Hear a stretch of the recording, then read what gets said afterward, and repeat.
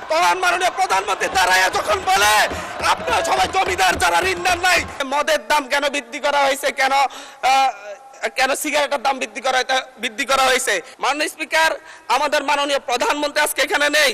উনি যখন বিভিন্ন ভাষণে গিয়ে অসত্য তথ্য দিয়ে বলেন বিরোধী দল মিছিল করতেছে মদের দাম কেন বৃদ্ধি করা হয়েছে, কেন সিগারেটের দাম বৃদ্ধি করা হয়েছে, এরকম অসত্য তথ্য দিয়ে যখন মাননীয় প্রধানমন্ত্রী বক্তব্য দেন আমরা খুবই আশাহত হই। মাননীয় স্পিকার, আমরা আশাহত হই যখন ঋণ নিয়ে কথা বলতে গিয়ে সংসদে যখন আমরা ঋণ নিয়ে কথা বলতে যাই, ব্যাংকের ঋণ নিয়ে, ইসলামী ব্যাংক দখল নিয়ে যখন আমরা কথা বলতে যাই, তখন মাননীয় প্রধানমন্ত্রী দাঁড়ায় যখন বলে আপনারা সবাই জমিদার যারা ঋণ দেন নাই, এর মধ্য দিয়ে মূলত মাননীয় প্রধানমন্ত্রী ঋণ খেলাপিদেরকে উৎসাহিত করেন। মাননীয় স্পিকার, আমরা এই ধরনের সংসদ আর চাই না।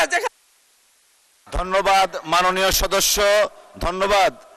একটু